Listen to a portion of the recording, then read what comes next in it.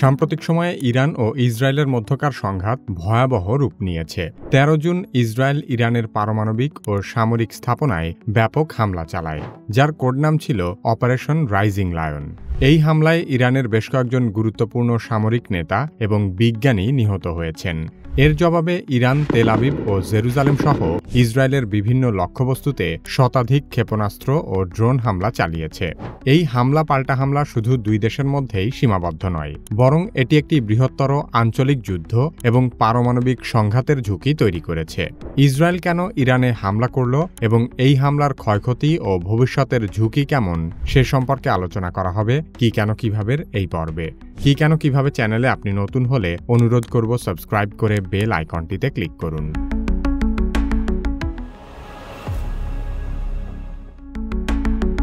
Israel ইরানে হামলা চালানোর পেছনে একাধিক কৌশলগত ও রাজনৈতিক বিষয়কে কারণ হিসেবে উল্লেখ করেছে।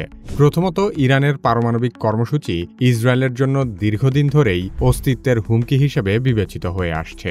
আন্তর্জাতিক আণবিক শক্তি সংস্থা ২০২৫ সালে জানিয়েছে যে ইরান উচ্চমাত্রায় ইউরেনিয়াম সমৃদ্ধকরণ ত্বরান্বিত করেছে, যা পারমাণবিক অস্ত্র তৈরির সম্ভাবনার ইঙ্গিত দেয়। ইসরায়েল এই কর্মসূচিকে নির্মূল করার জন্যই ইরানের তেহরান, নাতাঞ্জ, খোন্দাব এবং খোররামাবাদে পারমাণবিক ও সামরিক স্থাপনায় হামলা চালিয়েছে। এই হামলায় ইরানের রেভলিউশনারি গার্ডের কমান্ডার হোসেইন সালামি, এরোস্পেস ফোর্সের প্রধান আমির আলী হাজিজদেহ, সশস্ত্র বাহিনীর চিফ অব স্টাফ মোহাম্মদ বাঘেরি এবং পারমাণবিক বিজ্ঞানী ফেরদুইন আব্বাসি ও মোহাম্মদ মেহেদি তেহরানচি নিহত হয়েছেন। ২০২৪ সালেও ইসরায়েল সিরিয়ার দামেস্কে বিনা উস্কানিতে ইরানি কনসুলেটে হামলা করেছিল। তখন তারা এর কারণ হিসেবে বলেছিল ইরান হিজবুল্লাহ, হামাস এবং ইয়েমেনের হুথিদের মতো প্রক্সি গোষ্ঠীগুলোর মাধ্যমে ইসরায়েলের বিরুদ্ধে পরোক্ষ যুদ্ধ চালাচ্ছে। এই গোষ্ঠীগুলোর পেছনে ইরানের আর্থিক ও সামরিক সমর্থন ইসরায়েলের নিরাপত্তার জন্য হুমকি। তখন দামেস্কের কনসুলেটে হামলার প্রতিশোধ নিতে ইরানও ইসরায়েলে পাল্টা হামলা চালিয়েছিল। সেই থেকে দুই দেশের মধ্যে সরাসরি সংঘাতের সূত্রপাত হয়। তবে সাম্প্রতিক সময়ে ইরানে ইসরায়েলি হামলার অন্যতম কারণ হল কয়েকদিন আগে ইরান দাবি করেছিল যে তারা ইসরায়েলের পারমাণবিক কর্মসূচির গোপন নথি সংগ্রহ করেছে এবং তা অচিরেই প্রকাশ করবে। ইরানের সেই হুমকির কারণেই ইসরায়েল আক্রমণাত্মক পদক্ষেপ নেয়। অথচ এই একই ধরনের কাজ ইসরায়েল বছরের পর বছর ধরে ইরানের বিরুদ্ধে করে যাচ্ছে। ইসরায়েলের মনোভাব হল তারা নিজেরাই সবার আগে হামলা চালাবে, এরপর প্রতিপক্ষ পাল্টা হামলা চালালে বলবে এজন্যই আমরা আগে হামলা করেছিলাম। এভাবে মধ্যপ্রাচ্যে সন্ত্রাস দমনের নামে ইসরায়েল নিজেই বিশ্বের সবচেয়ে বড় সন্ত্রাসীতে পরিণত হয়েছে। আন্তর্জাতিক নিয়মের তোয়াক্কা না করে ইরানের সার্বভৌম লঙ্ঘন করে হামলা চালানোর জন্য চীন ছাড়া বিশ্বের অন্য কোনো দেশ প্রকাশ্যে কোনো নিন্দা জানায়নি। অন্যদিকে যুক্তরাষ্ট্র ইসরায়েলের হামলার সমালোচনা করার বদলে বরাবরের মতোই ইসরায়েলকে পরোক্ষ সমর্থন দিয়েছে। এর পেছনে মূল কারণ হল ইরানের পারমাণবিক অস্ত্র তৈরির সম্ভাবনা যুক্তরাষ্ট্রের জন্যও উদ্বেগের বিষয়, কারণ এটি মধ্যপ্রাচ্যে যুক্তরাষ্ট্রের আধিপত্য নষ্ট করতে পারে। দ্বিতীয়ত, ইরানের সাথে পারমাণবিক চুক্তি নিয়ে যুক্তরাষ্ট্রের আলোচনা বারবার ব্যর্থ হয়েছে। ট্রাম্প দ্বিতীয় মেয়াদে প্রেসিডেন্ট হবার পর ভেবেছিল যে ইরানের সাথে পারমাণবিক চুক্তি করে সে ইতিহাসের পাতায় জায়গা করে নিবে, কিন্তু বরাবরের মতোই ব্যর্থ হয়ে ট্রাম্প প্রশাসন এই আলোচনা থেকে পিছু হটে এবং ইরানের বিরুদ্ধে কঠোর অবস্থান নেয়। এছাড়া যুক্তরাষ্ট্র ইসরায়েলকে থার্ড ক্ষেপণাস্ত্র প্রতিরক্ষা ব্যবস্থা এবং গোয়েন্দা তথ্য সরবরাহ করে ইরানের পাল্টা হামলা থেকে ইসরায়েলকে সুরক্ষা দিয়েছে।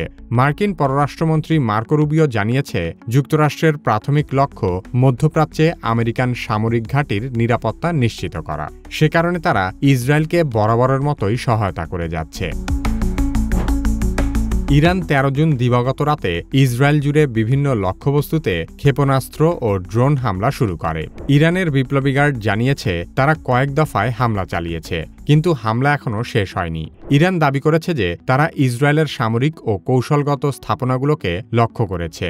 জেরুজালেমে বিস্ফোরণের শব্দ শোনা গেছে, তবে এটি ইরানের ক্ষেপণাস্ত্র হামলা নাকি ইসরায়েলের প্রতিরক্ষা ব্যবস্থার কারণে তা স্পষ্ট হয়নি। তবে এখনও পর্যন্ত ইরানের পাল্টা হামলায় ইসরায়েলে উল্লেখযোগ্য ক্ষয়ক্ষতির বিষয়ে বিস্তারিত কোনো তথ্য পাওয়া যায়নি। ইসরায়েলের আয়রন ডোমের মতো উন্নত প্রতিরক্ষা ব্যবস্থা অধিকাংশ ক্ষেপণাস্ত্র ও ড্রোন মাটিতে পড়ার আগেই ধ্বংস করে দিয়েছে। ইরান জানিয়েছে যে তারা আরও হামলার জন্য প্রস্তুত রয়েছে এবং এই হামলা অব্যাহত থাকতে পারে। সেই সাথে এখনও পর্যন্ত হামলা বন্ধের কোনো ঘোষণাও দেওয়া হয়নি। ইরান বরাবরই দাবি করে আসছে যে তাদের পারমাণবিক কর্মসূচি বিদ্যুৎ উৎপাদনের মতো শান্তিপূর্ণ কাজে ব্যবহার করা হয়। বাস্তবেও ইরানের পারমাণবিক অস্ত্র থাকার বিষয়ে কোনো নিশ্চিত প্রমাণ নেই। তবে আন্তর্জাতিক পারমাণবিক শক্তি সংস্থা এবং পশ্চিমা গোয়েন্দা সংস্থাগুলোর প্রতিবেদন অনুযায়ী ইরান উচ্চমাত্রায় ইউরেনিয়াম সমৃদ্ধকরণে অগ্রসর হয়েছে, যা অস্ত্র তৈরির জন্য ব্যবহার করা হতে পারে। ইরানের পারমাণবিক স্থাপনাগুলো ভূগর্ভে অবস্থিত, যা হামলার মাধ্যমে সম্পূর্ণ ধ্বংস করা সম্ভব নয়। বিশ্লেষকদের মতে ইরান এখনও পারমাণবিক অস্ত্র তৈরি করেনি, তবে তারা প্রযুক্তিগত সক্ষমতার কাছাকাছি পৌঁছে গেছে। এই বিষয়টি নিয়ে ইরানকে চাপে রেখে উল্টো ইসরায়েল আর যুক্তরাষ্ট্র মিলে মধ্যপ্রাচ্যে ভয়াবহ সংঘাত ডেকে আনছে।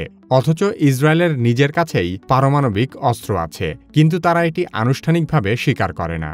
যাদের কাছে পারমাণবিক অস্ত্র থাকাটা পৃথিবীর জন্য সবচেয়ে বেশি অনিরাপদ, তারা হল ইসরায়েল এবং যুক্তরাষ্ট্র। অথচ এদের মনোভাব হল যুক্তরাষ্ট্র ইসরায়েল পারমাণবিক সক্ষমতা অর্জন করলে তা হবে বিশ্বশান্তির জন্য, কিন্তু ইরান পারমাণবিক সক্ষমতা অর্জন করলে তা বিশ্বে সন্ত্রাসবাদ ছড়াবে। পশ্চিমাদের এ ধরনের দ্বিমুখী নীতির কারণেই বর্তমান বিশ্বের অধিকাংশ যুদ্ধ আর সংঘাত তৈরি হয়েছে। ইরান ইসরায়েল সংঘাতের ভবিষ্যৎ অত্যন্ত উদ্বেগজনক। এটি একটি বৃহত্তর আঞ্চলিক যুদ্ধে রূপ নিতে পারে, যার মধ্যে পারমাণবিক সংঘাতের সম্ভাবনাও উপেক্ষা করা যায় না। ইরান ইসরায়েলের সাম্প্রতিক হামলার জবাবে আরও তীব্র পদক্ষেপ নিতে পারে। তারা ইসরায়েলের পারমাণবিক স্থাপনা বা অর্থনৈতিক অবকাঠামোকে লক্ষ্য করতে পারে, যা ইসরায়েলকে পারমাণবিক অস্ত্র ব্যবহারে উৎসাহিত করতে পারে। ইরানের মিত্র হিজবুল্লাহ, হুথি এবং ইরাকি মিলিশিয়ারা সংঘাতে জড়াতে পারে। অন্যদিকে যুক্তরাষ্ট্র, যুক্তরাজ্য এবং জর্ডান ইসরায়েলের পক্ষে কাজ করবে। রাশিয়া ও চীনের অবস্থানও এই সংঘাতকে বিশ্বব্যাপী ভিন্ন মাত্রা দিতে পারে। ইরান যদি সত্যিই পারমাণবিক অস্ত্র তৈরির দ্বারপ্রান্তে পৌঁছে যায় বা ইসরায়েলের পারমাণবিক স্থাপনায় হামলা করে, তবে সংঘাত পারমাণবিক পর্যায়ে যেতে বাধ্য। কিছুদিন আগে ইরান বলেছিল, আমরা প্রস্তুত। তাদের এই বার্তা পারমাণবিক যুদ্ধের আশঙ্কা আরও বাড়িয়ে দিয়েছে। ইরান দাবি করেছে যে তারা ইসরায়েলের পারমাণবিক কর্মসূচির হাজার হাজার গোপন নথি সংগ্রহ করেছে, যাকে তারা ইতিহাসের বৃহত্তম গোয়েন্দা অভিযান বলে অভিহিত করেছে। এই নথি প্রকাশের হুমকি ইসরায়েলের উপর মানসিক চাপ সৃষ্টি করেছে, যা এই সংঘাতকে আরও জটিল করে তুলতে পারে। ইরান ইসরায়েল সংঘাত একটি দীর্ঘমেয়াদী চলমান প্রক্রিয়া, তাই এই উত্তেজনার ভবিষ্যৎ কী হতে পারে বিশ্লেষকেরা তা আগে থেকে কোনোভাবেই আঁচ করতে পারছেন না। তবে ইরান মুখে অনেক কথা বললেও বাস্তবে তারা ইসরায়েলের ততটা ক্ষতি করতে পারছে না। ইসরায়েল যতবার ইরানকে আক্রমণ করেছে, ততবারই ইরানের গুরুত্বপূর্ণ সামরিক ও বেসামরিক ব্যক্তিদের হত্যা করা সহ কৌশলগত অবকাঠামোতে আঘাত করেছে। কিন্তু ইরানের পাল্টা হামলায় ইসরায়েলের তেমন কোনো উল্লেখযোগ্য ক্ষয়ক্ষতি হয়নি। এমনকি 2024 সালের এপ্রিলে ইরান ইসরায়েলে পাল্টা হামলা চালানোর আগে যুক্তরাষ্ট্রের মাধ্যমে ইসরায়েলকে পরোক্ষভাবে সতর্ক করেছিল। সে সময় ইরানের পররাষ্ট্রমন্ত্রী হোসাইন আমির আবদুল্লাহিয়ান জানিয়েছিলেন, তারা মার্কিন যুক্তরাষ্ট্রকে আগেই বলেছিল যে ইরান সীমিত ও আত্মরক্ষামূলক হামলা করবে। সত্যিকার অর্থে ইরান চাইলেও ইসরায়েলের খুব বেশি ক্ষতি করতে পারবে না, কারণ ইসরায়েলের রয়েছে বিশ্বের সবচেয়ে সেরা আকাশ প্রতিরক্ষা ব্যবস্থা। ক্ষেপণাস্ত্র হামলা প্রতিহত করার ইসরায়েলি প্রযুক্তি সাধারণভাবে আয়রন ডোম নামে পরিচিত। তবে আয়রন ডোমের সাথে iron beam, patriot system, David sling, arrow 2 এবং অ্যারো 3-র মতো আরও বেশ কিছু প্রযুক্তি মিলে ইসরায়েলের পূর্ণাঙ্গ আকাশ প্রতিরক্ষা ব্যবস্থা গড়ে উঠেছে। পৃথিবীর অন্য কোনো দেশের এই ধরনের প্রতিরক্ষা ব্যবস্থা নেই, আর সে কারণেই রকেট, সাধারণ মিসাইল, ক্রুজ মিসাইল বা ব্যালিস্টিক মিসাইলের মতো সকল ধরনের ক্ষেপণাস্ত্র দিয়ে হামলা চালিয়েও ইসরায়েলের তেমন কোনো ক্ষতি করা যায় না। ইসরায়েলের আকাশ প্রতিরক্ষা ব্যবস্থা আয়রন ডোম কিভাবে কাজ করে সে সম্পর্কে জানতে চাইলে কিভাবে এই ভিডিওটি দেখতে পারেন। আপনি যদি এআই শিখে অন্যদের চেয়ে এগিয়ে যেতে চান, তাহলে কিভাবে এআই দক্ষতা কোর্সটিতে ভর্তি হতে পারেন। ভিডিও ডেসক্রিপশন এবং পিন কমেন্টে এআই দক্ষতা কোর্সের লিংক দেওয়া আছে।